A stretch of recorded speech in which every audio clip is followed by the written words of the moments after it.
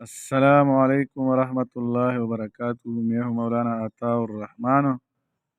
آج ہم مطالعہ قرآن حکیم برائے جماعت نہم سورۃ العنکبوت کی مشقی سوالات حل کریں گے۔ پہلا سوال ہے، صحیح جواب پر درست کا نشان لگائیے۔ حضرت ابراہیم علیہ السلام نے مشرکین کے بت پرستی کرنے کی کیا وجہ بیان فرمائی؟ الف نمبر آپشن ہے باپ دادا کی پیروی، آخرت میں شفاعت کا حصول، دنیا کی زندگی میں آپس کی دوستی۔ تو درست جواب ہے دنیا کی زندگی میں آپس کی دوستی۔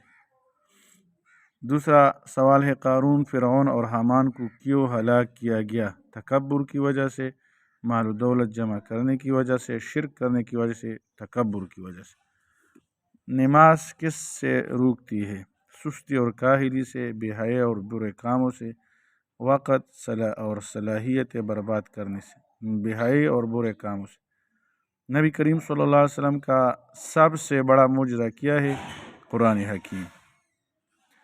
آخرت کے مقابلہ میں دنیا کی زندگی کی کیا حقیقت بیان کی گئی ہے؟ کھیل اور تماشا ہے۔ مندرجہ ذیل سوالات کے مختصر جوابات دیجیے۔ سورۃ العنکبوت کے پہلے رکوع میں اللہ تعالیٰ نے والدین سے متعلق کیا ہدایت فرمائی ہے؟ جواب، والدین کے ساتھ حسن سلوک کرو، لیکن اگر وہ دونوں اللہ کے ساتھ شرک کرنے کا کہیں تو ان کی بات نہ مانو۔ دوسرا سوال ہے، سورۃ العنکبوت کے پہلے رکوع میں مشرکین کے اس قول کا کیا جواب دیا گیا ہے جو اپنے نوجوانوں سے کہتے ہیں کہ تم ہماری پیروی کرو، ہم قیامت کے دن تمہارے گناہوں کا بوجھ اٹھا لیں گے؟ جواب یہ ہے، یہ جھوٹے ہیں۔ قیامت کے دن وہ دوسروں کے گناہوں کا بوجھ نہیں اٹھا سکیں گے، البتہ اپنے گناہوں کے ساتھ ساتھ دوسروں کو گمراہ کرنے کے گناہ کا بوجھ بھی انہیں اٹھانا پڑے گا۔ سوال نمبر 3 ہے، سورۃ العنکبوت کے تیسرے رکوع کی روشنی میں جواب دے کہ حضرت ابراہیم علیہ السلام کو اللہ تعالیٰ نے کون سے 4 انعامات عطا اور فضائل عطا فرمائے؟ جواب ہے، حضرت اسحاق علیہ السلام انہیں بیٹا اور حضرت یعقوب علیہ السلام انہیں پوتا عطا فرمائے، ایک ہو گیا۔ دوسرا ہے ان کے اولادوں میں نبوت اور کتاب رکھ دی۔ تیسرا ہے دنیا میں عظیم اجر عطا فرمایا۔ چوتھا ہے آخرت میں کامل نیک لوگوں میں شامل فرمایا۔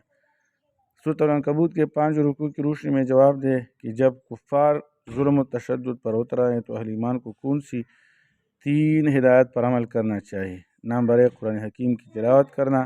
نمبر 2، نماز قائم کرنا۔ نمبر 3، اللہ تعالیٰ کا ذکر کثرت سے کرنا۔ اللہ تعالیٰ کی ہدایت کے راستوں کو پانے کا یقینی ذریعہ کیا ہے؟